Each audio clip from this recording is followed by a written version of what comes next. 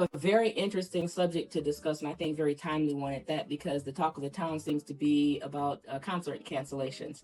And so tonight, I thought I would take some time to connect with my audience, to connect with you, to talk about what concert uh, what's all entailed with a concert. Concerts are canceled for a reason. Obviously, people don't put all their time, money, and energy into a concert just to cancel it. And so, as a person who has done these shows, I have a little bit of authority to talk about this. For approximately almost 2 decades now, I have given shows. As you know, I have put on shows in Toledo, about 40 or 50 of them, and then I've also done shows out of town, in different states, in different cities. And so I have. I just want to share with you why a concert may be canceled, why, what goes into that. So if you're in if you're interested in any form or fashion whatsoever, I hope you sit and you join with me tonight. I can see your concerts. I'm gonna, your comments. I'm gonna turn the comments on. So if you all have comments that you'd like to leave me, I'm gonna try and address those. But I have a lot of information that I have to go through tonight, so I want to make sure that you are as informed as I can possibly make you. Okay. All right. So let's talk about concerts and cancellations. Okay. Sit with me a while so we can navigate through this together. Okay. So the very first thing I want to talk about is the role of a promoter, okay? And then we're going to get to the Toledo issue in a minute, okay? But the role of a promoter begins with the person who basically will budget, determine the right amount of money to spend on a concert, a tour, a festival, or whatever that person is doing. And typically, and I know this for a fact, a promoter will typically take on the entire cost of a concert, either solo or they'll have a partner. Hi, Latoya. Thank you for joining me, girl. Concert promotion is a numbers game, people, and that's all it is. Concerts in general are a numbers game. And because a promoter takes on the majority of the responsibility for a concert, they have to know what their return is going to be, or they won't suffer a huge loss. And I know in the early days of me putting on shows, hi, Jonathan. I know in the early days of me putting on shows, I assume the entire cost of the shows that I put on, and I very rarely made a profit. Okay. And if I did, I was happy just to break even. And so, and that's a smaller hometown show. Okay. When I went out of town, admittedly so, and truthfully so, I probably did a little bit better because we were bringing people to shows that nobody was very familiar with. It's always harder to do a show in your own city, as many of you already know that. Okay, so what I'm going to help you to understand is that when a promoter puts on a show, they actually put the work in, guys. They put a lot of work in, not just with the budgeting and the meeting of people, but they arrange for travel, they arrange for transportation and lodging. Okay, we're talking about bigger concerts. Okay, not just some of the smaller ones that I put on, but bigger concerts who are bringing A and B list artists to a city. And I'm not just talking about Toledo, I'm talking about any city that a promoter will put a show on. Okay, these are costs that they must incur, and it's typically the cost or the responsibility of the promoter to do these things. You have travel, you have transportation, you have lodging of the artist and their crew, you have on-site hospitality. What does that mean? You have people who have to come in and feed your artist, like a promoter would typically bring in a chef or someone that's trusted in the community that they have to feed these people. You can't bring artists to your city and you can't take care of them, okay, period. Because you get a reputation for being what they used to call a janky promoter, for doing stuff like that, okay? So promoter also has to schedule load in and load out. That means they bring in equipment. I recently went behind stage a couple of months ago with the We Them Ones tour, and I actually went in the back and I saw all these huge, humongous trucks that were pulling in with all the equipment, the laser lights, the lighting, the music, everything. The promoters or promoter is responsible for that scheduling and making sure, everything is lined up for that, including the sound. If I hadn't said that already, it's a lot of work that goes into something like that. So promoters want to make sure that whatever they do, they're going to make a profit. They have to pay. They come out of their pockets to pay for a show. Okay. And so let's talk about paying for a show, because I'm going to tell you some stuff. Okay. Typically for ticket sales, a promoter or a group of promoters will know if a concert is going to be successful as soon as they put ticket sales up. Okay, I printed off a couple things from the computer here, the internet, and one of the things says that ticket sales and forecasting in general only take account for P1, P2 sittings. So these are primary seats. Okay, when ticket dates are announced, they already have a deposit on the venue and the production, and they will not get that money back. Okay, the first 10 minutes, of an on sale is all that is basically what's the most important about selling tickets. So when promoters pick tickets up, they know what's going to sell in what cities, who's selling out. They know that, and they have a whole team of people that watch this to say, okay, we're doing good. The first day, if they have great ticket sales, they already know, it's money in the bank, basically. Which is why you will always have certain artists who will go to certain cities, and other cities they won't. Okay, big cities, you already know. We'll talk about that later. Okay. We already know what the top 5 are, though, don't we? You guess all by yourself. If when I name these, let me know if you guess them with me, okay? And I'll let you know what they are, okay? So months can go into putting a show together, and for a cancellation, let me tell you something. It's a nightmare. It is a complete nightmare when a person has to cancel a show. A whole nightmare, especially if ticket sales were involved. Okay, I will tell you that I set up a show. This was very early on when I was putting on shows, and we showed up at our venue and there were locks on the doors. There were locks on the doors, and I was so thankful that I did not sell tickets, because this was a pay at door situation. Okay, and immediately 4 hours before a show was supposed to start, we went for setup, and we had no place to set up because there were locks on the doors. The place was shut down for whatever reason. I don't know. I mean, I know, but I won't divulge that. But thank God, me, the promoter, I had some connects in the city, so I was able to get another person who owned another venue, and they let me in. Did I pay for it? You bet I did. I had to pay a little bit extra. Okay, we paid extra to have the venue, to have that venue, to have the show, to continue the show, because I don't cancel shows. We can have that thing in the rain in the parking lot, but you know what? I just happened to be, I didn't have a whole lot at risk with that show, but I do believe shows should go on because the artists do, prepare for their shows, and so we wanted to put that show on. But when you have a larger situation where you have, A/B list artists, these are people in the industry that are already known. The main concern for a promoter is their safety, number one. And then number 2, are they going to be able to make their money back off of a huge investment? Okay, that's very, very important. And when you start talking about, bigger ticket venues, that's the number one concern, is if we put $1 million into promoting a show, are we going to get, $2 million back? And we'll at least make our money back. It's a numbers game. It's not about breaking even in the industry. It's about making a profit. Okay. So yeah, smaller venues are not even remotely close to what these people do. And so let's talk about Toledo. Okay. I want to share with you guys a couple of reasons why we may have some cancellations in Toledo. Okay. Because over the last couple of years, we've had a few, we just had one of our recent shows just recently got canceled. And we don't need to know the reasons why, because me as a promoter, I could guess the reasons why. So I'm going to share some of those reasons with you. I'm not saying any of these are pertaining to a situation here in Toledo today, tomorrow, yesterday, or even, but I am telling you some of the reasons why these things do happen. Let's talk about those cities that artists do go to. Okay. We already know Detroit, right? Cleveland, you bet. Columbus, Pittsburgh, and Indiana. Major artists will hit those cities. They will hit those cities because why? They're top sellers, and they sell out of shows very, very quickly. Live Nation, all the rest of them, they know by history. It's a numbers game, like I told you. By history, they know what shows are going to sell out, what venues are going to sell out, and so those are almost guarantees that they're going to put bigger artists at, okay? But unfortunately, Toledo is not on that list. Why?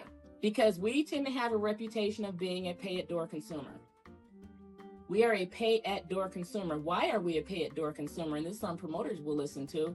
We are a pay-at-door consumer because we have had too many cancellations, and we don't want to wait on our refund. We will wait to see if the show is going to show up, and then we'll pay. Well, that's not good either, because we don't get those top 8 artists. Okay, those number 1 list artists, we won't have many of those because we tend to be pay-at-door consumers, and they're not looking for that. They want to know in the first 10 minutes of posting a ticket, is this show going to sell out? And for some of those cities that I mentioned, Detroit, Cleveland, Columbus, Pittsburgh, and Indiana, when you have top tier artists, those tickets sell out immediately. Let's look at some of the other ones. Taylor Swift. You all remember the debacle that we had that was had with Ticketmaster. Ticketmaster is in a legal situation right now because those tickets, the tickets were just selling like hotcakes, right? Okay, and so it's a numbers game, and so they know that, and so those top tier cities are the ones that will, be the ones that will get the A artist and possibly the B artist too. So Toledo tends to be a beware buyer beware consumer type situation, and Toledo will purposely wait weeks, even days, before they will buy a ticket because they're like, don't worry about giving me my ticket back because I'm not going to sell it I'm not going to come to the show until the day of the show. So, so what does that say to us? It tells us that we probably should change that behavior. To be honest with you, we probably should change that behavior. And you said, well, Deborah Sue, we should change that behavior, but what about the promoters who cancel the shows? Well, this is a good education lesson for them too, right? Is maybe don't, you have to go on with the show, if you will, and maybe do some better predicting. I want to say, sometimes you can't predict at all. And I will tell you right now, you can try to predict all you want to, and sometimes you are simply going to lose money on a show when you come to a smaller city. And I'm telling you right now, I know people who are working to bring entertainment to this city, and I give kudos to them because it's a hard thing to do. And it's a hard thing to, first of all, not only do we have to worry about ticket sales, we have a situation where we have to make sure everybody is safe. We have to make sure that that we can get everybody accommodated in we're a small city, so we have to make sure that we can accommodate people who are coming to the city. We have to make sure that we don't conflict with other people's concerts because then we'll have a rooming situation. We have to make sure that we can get everybody housed safely and so forth. And so, so the concerts that we have, let's talk about the one that we had last year. We had a lot of concerts last year with ProMedica, right? We had ProMedica. And one of the articles that I looked up, it said that financial constraints was asked by city council for to support the concert series. See, that's how expensive it got. It got expensive. And I know this, I'm telling you, I know this as a promoter, it can get very, very expensive trying to put on a show. And so when we were having all those large concerts last year and even the year before, we had some really good people who came here. We had some A-listers who came here. Literally, we did. But that gets very, very expensive when you think about everything that goes into a concert. And we talked about some of those earlier today with regard to getting the venue, getting the accommodations, getting security. You have to pay not only for the security for the artist, but then you look at the outside perimeter security, in which case you may have to enlist the local police. Okay, things can get very, very expensive. One of the articles that I found out said with the pullout of ProMedica last year, another person had picked up the baton, and that person is not even from Toledo. And I have to give much praise to that person who is at least trying to do it. Okay, we all want to see our riverfront flourish, and music brings everybody together, and it always brings in the crowd, right? So I say kudos for trying to do that. I also say kudos to the two local folks who are here who are spearheading that, because I know both of those gentlemen, and in particular, the one has always put his best foot forward to give Toledo the best entertainment possible. And so kudos to you, sir. So now, how do you feel about that? How do you feel about the lineup that we had? Because I've heard various comments from so many different people about, well, if we had a better lineup, more people would come, or we buy tickets early, or if we this or if we that. How do you feel about that? Let me know in your comments what you think. Maybe we could suggest to some of the promoters that are here, even if some of the council folks are taking a look, maybe they could gain some insight as to what the city of Toledo is. I'm all about asking people for their opinions, honestly, because the riverfront is owned by you. Honestly, you have our taxpayers, your money goes into taking care of the riverfront, and certain parts of it have been left for entertainment or for whatever purpose, but for the community to use, and it's so much political that goes behind that, but that's still the bottom line. The bottom line is that your taxpayer dollars help take care of that. And so if you want to see some entertainment come through our downtown area, why not let's get some input and say, hey, this is what we'd like to see. Is it going to be possible financially? You may even have some suggestions yourself that might even help this thing go through. But when ProMedica pulled out, that was a big hit to our entertainment district downtown as far as off the water is concerned. And so now we have a new one here, and I'm really, really hoping for much success for the new person that has come in. And The recent one this weekend I think was canceled, but I think the last one was really nice. I mean, I thought it had a really decent crowd, and like I said, I don't know what the dollar figures look like, but there are a lot of reasons why individuals have these shows canceled. Let's talk about some of those reasons. One of them is, and this may not even apply to Toledo, so don't think that it does. Okay, but I'm just giving you some of the reasons, the top 5-6 reasons that I found on the internet as to why promoters may cancel a show. One of them was threats of violence. Threats of violence. So I don't think that's here in Toledo, but just recently, the last couple of days, Taylor Swift had to cancel her tour, not just the show, but she canceled her overseas tour because of threats of violence. And she's a mega entertainer, so they're going to take extreme caution with her and with her crew that she takes on stage with her, on the road with her. Number 2, bad weather. Bad weather will have some type of effect on if a show is delayed for a little bit or if it's canceled. Number 4, I thought this was interesting, is injury. I don't know how many of you know who Keith Richards is, but some years ago, Keith Richards had to cancel a show because he injured his thumb. And you say, so what? Well, the thing is, he was the lead guitar player for the band. Okay, so he had to cancel that show because he sustained an injury to his playing hand. And so you said, well, big deal, shows are pre-recorded now. Now people can, they can go on and play with a video or what have you, or pre-recorded music or what have you. That's true now. It may not have been back then, though. And you're going to find true live band players who will never do something like that. They play live or they don't play at all. So that's another reason. Other reasons we all know about are epidemics and pandemics. We just experienced that, right? We had a pandemic not too long ago, and that shut everything down, right? Then you have financial concerns by the consumer. They have buyer beware, right? Buyer beware. That's what we have in Toledo.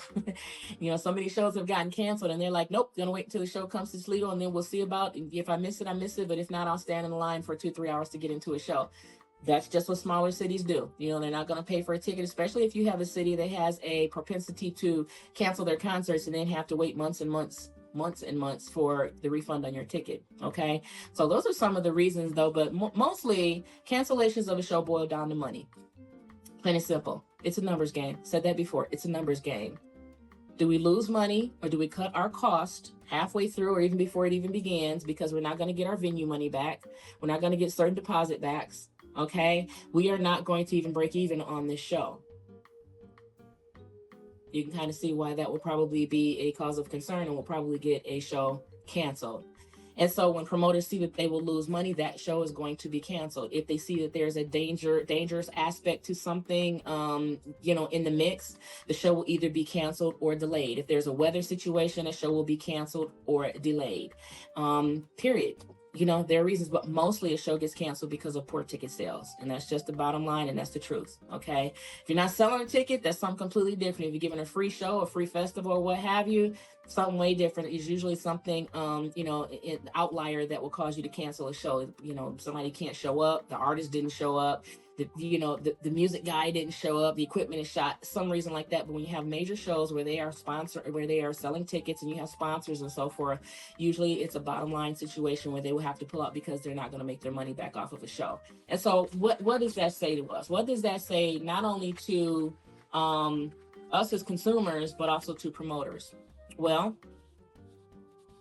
I would say stick to your word if you're a promoter, if you can, if it's possible. Nobody's asking any promoters to go broke on any situation whatsoever have you, but, you have to be a type of person that says, the show must go on. It used to be a belief of that. The show must go on.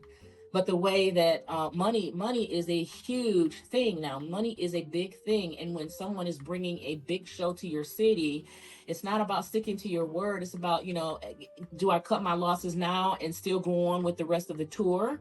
Okay, or do we do the show and just cut it down here? Well, common sense is going to tell any good promoter to cut the loss where you can. Cut the loss where you can, because you still have 5 more shows to give. Still have 5 more shows to give, and possibly refund tickets to people and let them go to another show, or you put on another show where they can still use those tickets. But there's already a loss there. There's a venue loss there already. Okay. Because trust me, the people who are coming to perform for us or for you, they want to come. They want to come. And there's some disappointment there on their part too, because they also want to get they want people followers. I mean, followers, we all do this media thing because we're digital creators or what have you. We want a following, but guess what? People who come, who are used to big crowds, who are used to putting on shows, who have already planned for the show, who have wanted to come and see you, they also experience some disappointment as well, because something has happened that they're not going to be able to perform for you, and it's no fault of theirs. It's no fault of theirs whatsoever. So, and if it is, usually, that's found out at some point too. Either the artist got sick, or like I said with the earlier example that I used, the person could have gotten sustained an injury of some sort. And we all know anything comes up. You get. I used to be a singer, and you can strip your, you strip your throat. You can't sing. It's so many reasons why certain things happen. Okay, but in the majority of the time, it is a bottom line situation. Okay, and certainly I would say this to promoters: don't book who you can't promise. Book people who for sure are reliable.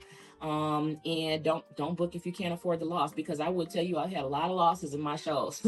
Now, does that say something about my character? No, it just means that I was willing to take a loss rather than cancel a show. But I have had nowhere near the losses in the bottom line that some of these other people have had for some of these bigger shows. Okay, my show, I think the biggest show I had was probably 250 people. No, I think the one down in Washington was about that many. It's about 250 people.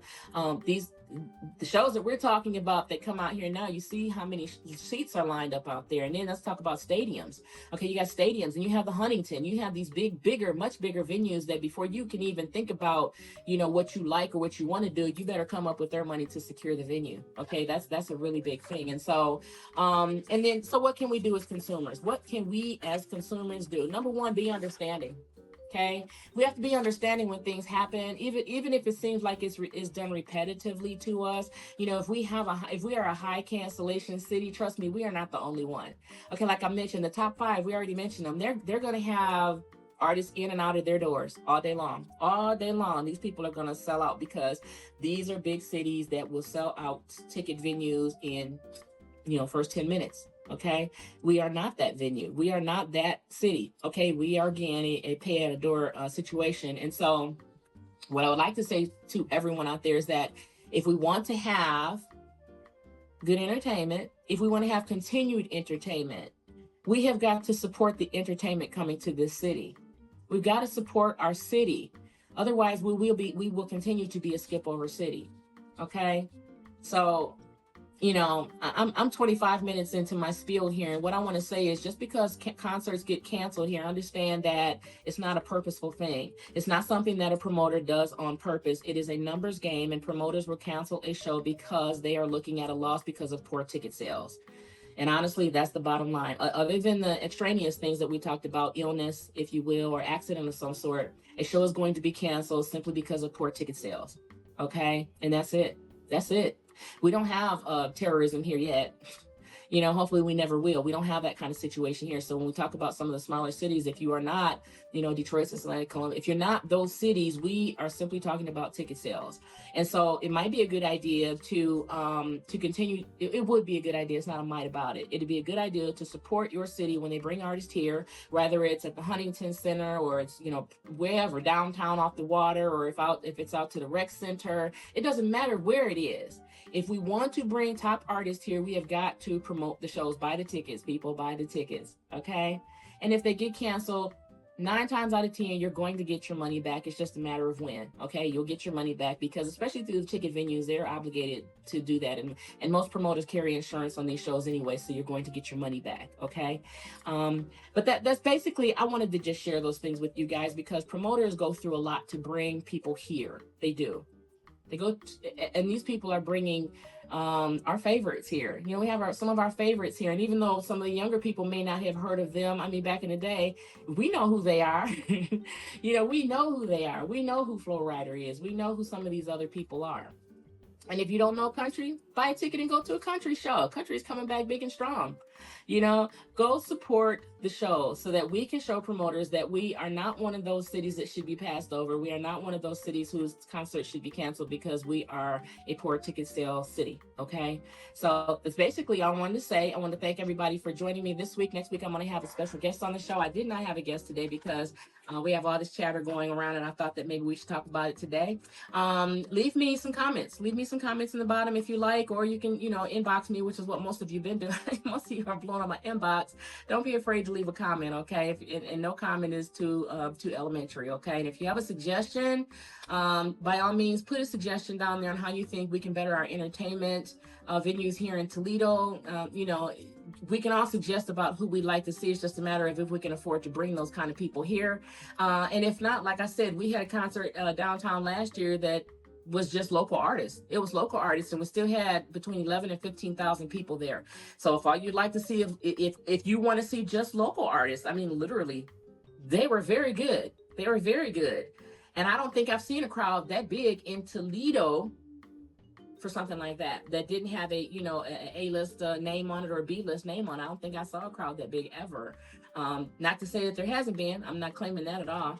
But there's certainly that person certainly put on a show. The promoters for that show did an excellent job, and I think that we should see more of that. I think we should see more promotions of local artists, and I think that we should support exactly how that show was supported at the R&B show. It was an excellent show, and it was a good feel. It was a good vibe. There was no rigmarole that went on. Everybody loved and supported that show, and I say let's have some more of that. Okay, I also say let's have some more of the industry artists as well, but let's just make sure we can get them here and we can support them by buying tickets. Okay, let's sell the shows out for the promoters. All right, everybody, thank you for joining me tonight. We're at the 6:28 hour, and I am going to tune out.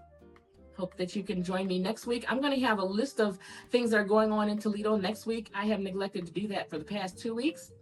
I apologize for that. That is all on me, but I'm going to have a list of things that are going to be going on in Toledo, because we're telling the world about Toledo. We only have positive things to say about Toledo. So if you're in Toledo and surrounding areas, please make sure you inbox me your events, and I will make sure I mention them during the show, and we'll also put them up on the Toledo to the World page so that individuals can appear at that as well and decide if they're going to support or not. Okay. Thank you for supporting me. Please go find the show on YouTube and Instagram, and of course it's on 2 pages here. We're on Deborah Sue's page as well as the Toledo to the World page. Please go and support, and by all means, go and like, subscribe, and share, because I need your support. Okay. Thanks again, everyone, for joining me. I am going to say good night for now because we're tuning out. We are at 6:29 hour, and we will see you all next week. Have a good one. Bye-bye.